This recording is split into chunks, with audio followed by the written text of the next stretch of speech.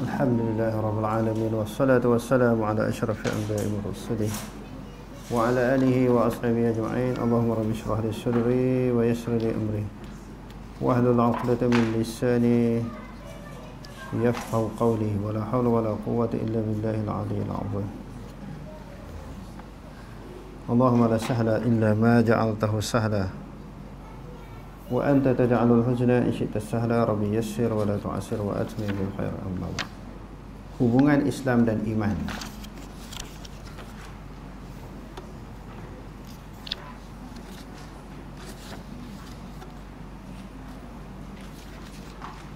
Muka surat 87.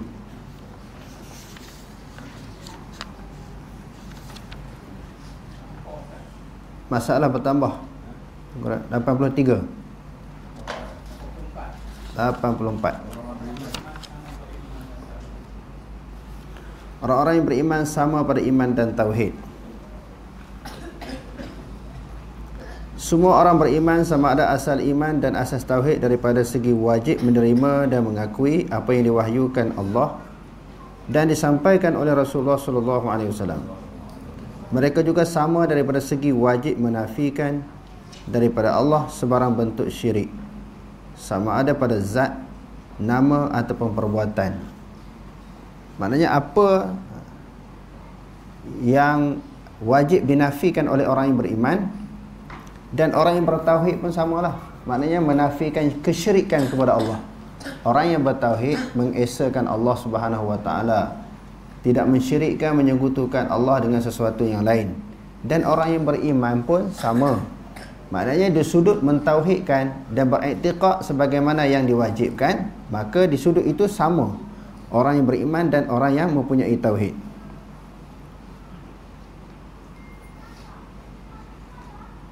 Dan hendaklah menafikan syirik pada uluhiyah. Menafikan syirik pada uluhiyah. Pada uluhiyah apa makna?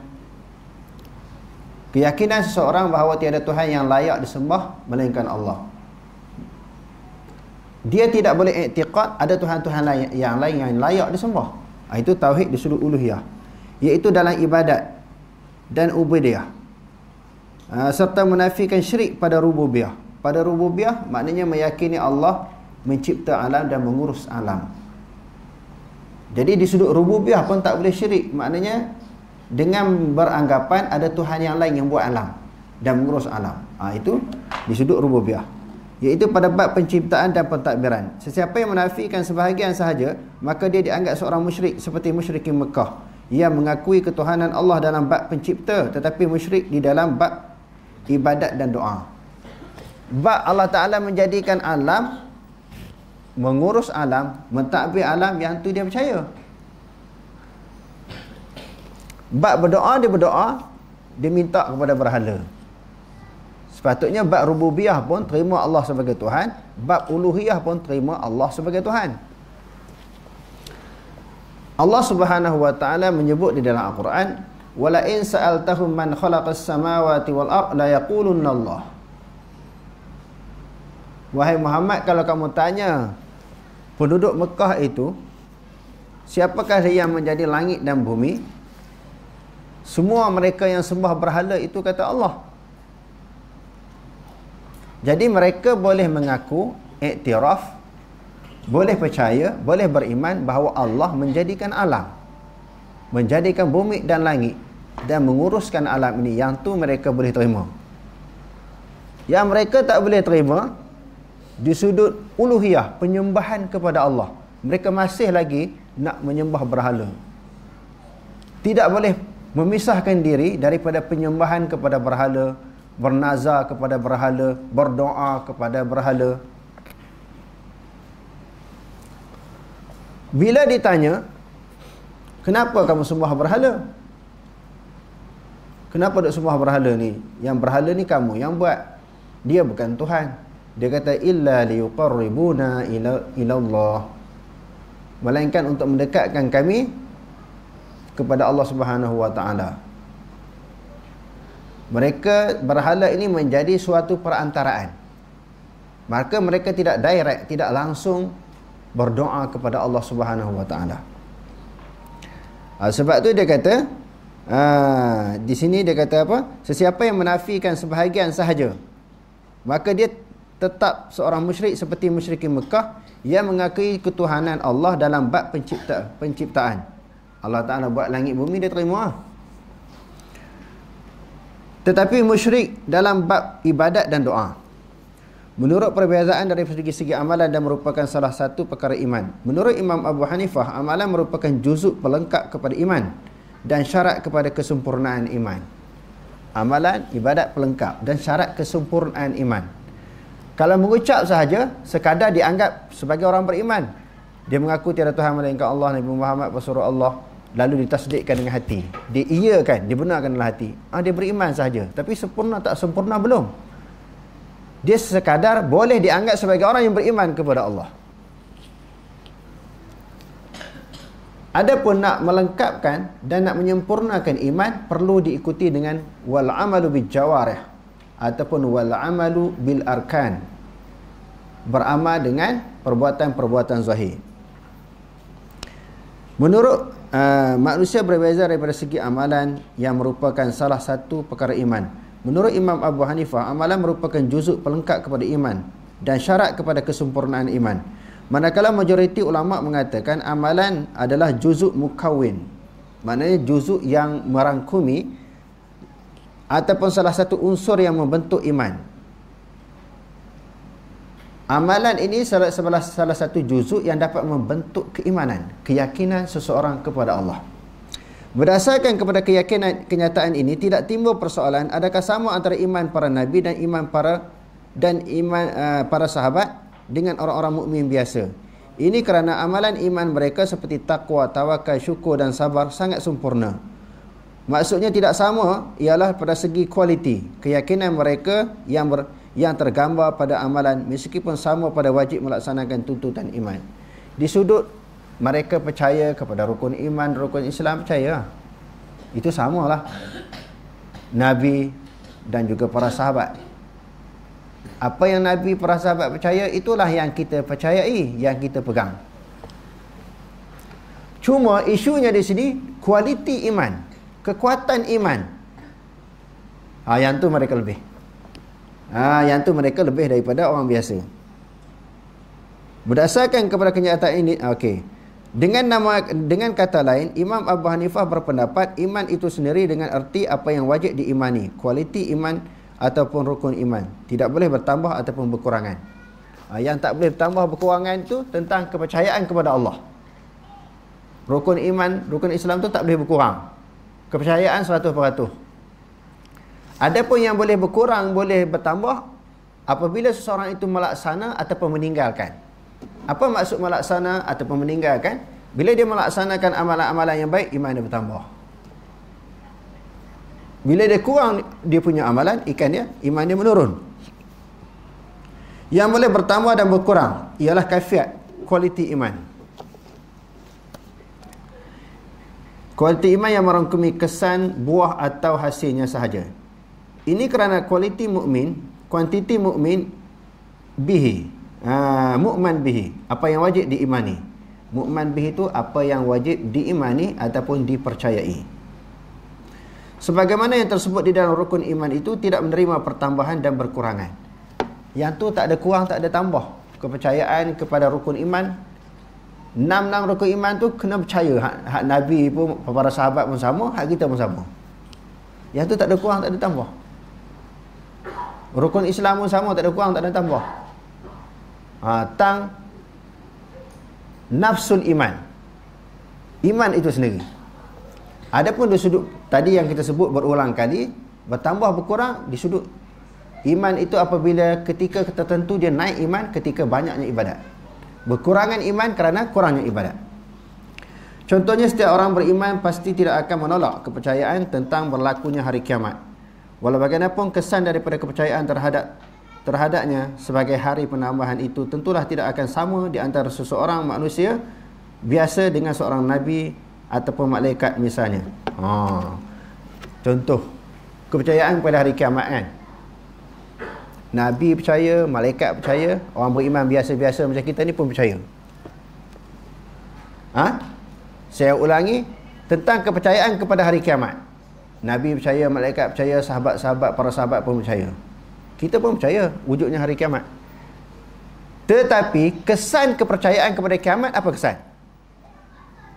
Kalau Nabi dia kuatkan ibadatnya sebab dia yakin betul-betul kiamat. Kita pun percaya, yakin pada hari kiamat. Tetapi kesan daripada kepercayaan kepada hari kiamat, mereka meningkatkan ibadat kepada Allah, meninggalkan 100% larangan Allah. Jadi orang awam, contohnya kita sendiri percaya juga hari kiamat. Tapi sejauh mana persiapan kita? Sejauh mana pergantungan kita kepada Allah? Sejauh mana kita meninggalkan maksiat, perkara-perkara yang ditegah oleh Allah Ta'ala? Yang tu kurang kita. Di sudut percaya. Tetapi di sudut kesan daripada kepercayaan.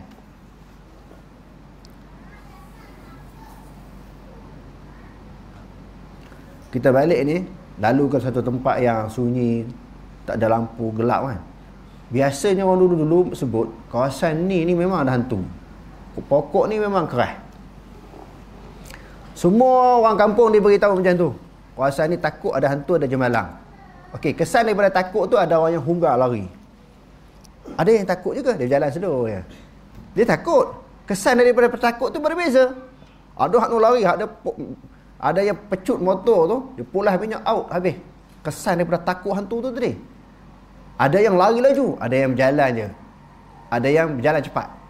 Sekali-sekala dia tengok ke belakang, sekali-sekala dia tengok ke belakang. Semua percaya kan? Tapi kesan daripada kepercayaan itu berbeza tak? Begitu juga kesan daripada kepercayaan kepada kiamat. Semua percaya, orang beriman. Tapi hasil dari percaya apa tindakan? Itu maksudnya. Para Nabi, para sahabat memang mereka melakukan ibadat yang banyak, kepercayaan yang lebih tinggi. Ianya bolehlah diumpamakan seperti surudang pokok, walaupun pohon-pohonnya berasal daripada baka yang sama, tetapi masing-masing tidak menghasilkan buah-buah yang sama banyak. Ada yang lebat buahnya, namun mungkin juga ada yang jantan. Macam bentik-bentik jantan tak ada buah kan? Ada bunga tapi tak ada buah. Langsung tidak berbuah. Dan ada buah-buahan yang sungguh manis, namun terdapat juga kelat ataupun masam rasanya. Macam kita kata nama-nama yang sama. Rambutan ada yang manis, ada yang masam. Bentuk dia sama, rupa dia sama, ada yang warna merah, ada yang warna kuning. Rambutan juga tapi ada masam, ada manis. Walaupun daripada jenis nama yang sama. Keimanan seseorang, dia kata ada di antara orang yang beriman sanggup menggadaikan nyawanya demi mempertahankan kedaulatan Islam. Daripada kalangan orang beriman yang percaya kepada Allah, percaya kepada syurga neraka hari kiamat ni, ada peringkatnya sanggup mati lah, pertahankan agama Islam. Ada di kalangan manusia tak sanggup, percaya juga tentang kelebihan orang yang mati syahid, orang yang berjihad, percaya, tapi tak sanggup sampai peringkat tu. Namun tidak kurang juga yang masih belum sanggup berkorban sampai ke tahap itu. Golongan yang kafiat imannya berada di peringkat ini mungkin sekali melarikan diri daripada medan perjuangan. Dia orang beriman juga, percaya syurga neraka, percaya tentang kelebihan syahid, tapi dia boleh lari dari perjuangan. Adakah dia tidak beriman? Tak, dia beriman. Cuma kualiti iman dia rendah. Oleh itu, menurut Imam Abu Hanifah, pokok iman tetap tidak akan berkurang, juzuk-juzuk ataupun bahagian-bahagiannya. Yang boleh berkurang adalah hasil ataupun kafiatnya sahaja. Manakala majoriti golongan ahli sunnah wal jamaah menegaskan bahawa iman itu bertambah dan berkurang, yakni bertambah dengan ketaatan dan berkurang dengan kemaksiatan. Mereka berhujah dengan sejumlah ayat Al-Quran, hadis-hadis dan asar-asar yang dengan jelas menunjukkan bahawa iman itu memang bertambah dan berkurang. Antaranya ialah Quran, kita jelaslah ayat Quran daripada Allah. Kalau hadis daripada Nabi, asar ni daripada sahabat ataupun tabi'in, itu asar dipanggil. Antaranya ialah innamal mu'minuna alladzina idza dzukirallahu wajilat qulubuhum wa idza tuliyat 'alaihim ayatuhu zadatuhum imana wa 'ala rabbihim yatawakkalun. Sesungguhnya orang-orang yang beriman yang sempurna imannya ialah mereka yang bila disebut nama Allah dan sifatnya, gemetarlah hati mereka, dan apabila dibaca ayat-ayatnya, bertambahlah iman mereka kerananya, dan hanya kepada Tuhannya mereka bertawakal. Dan ayat alladzina qala lahumun nas innan nasa qad jama'u lakum fakhshawhum fazadahum imana wa qalu hasbunallahu wa ni'mal wakil. Mereka ialah yang diberitahu oleh yang diberitahu oleh orang-orang pembawa berita bahawa kaum kafir musyrik telah mengumpulkan pasukan untuk memerangi kamu. Oleh itu hendaklah kamu gerun kepadanya. Maka berita itu makin bertambah iman mereka, dan mereka menjawab, cukuplah Allah menjadi penolong kami, dan Allah adalah sebaik-baik pelindung. Ini yang berlaku kepada para sahabat bila diberitahu musuh nak serang mereka, musuh sedang mengepung mereka, maka mereka tak boleh berpatah balik, tak boleh nak lari lah. Kalau orang macam biasa, iman macam biasa macam kita ni, apa perasaan yang timbul ketika itu? Mesti takut kan? Mereka lagi kuat iman. Wa qalu hasbunallahu wa ni'mal wakil. Mereka berkata memadai Allah sebagai penolong, sebagai pembantu. Jadi sama tak keimanan, kepercayaan mereka terhadap Allah dengan kita sekarang? Maka tak samalah. Walaupun sama-sama percaya kepada Allah, tetapi kualiti iman, kekuatan iman, kesempurnaan iman berbeza mereka dengan kita. Dan di dalam ayat yang lain, wa idza ma unzilat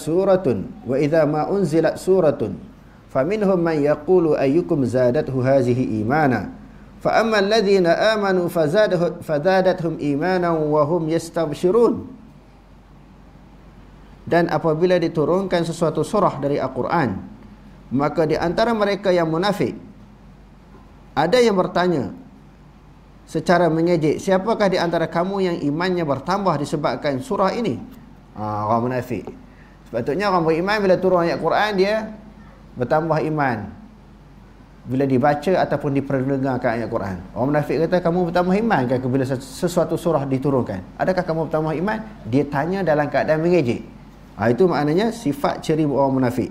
Adapun orang-orang yang beriman, maka surah itu menambahkan iman mereka, dan mereka berasa gembira dengan turunnya. Hubungan Islam dan iman, wallahu a'lam.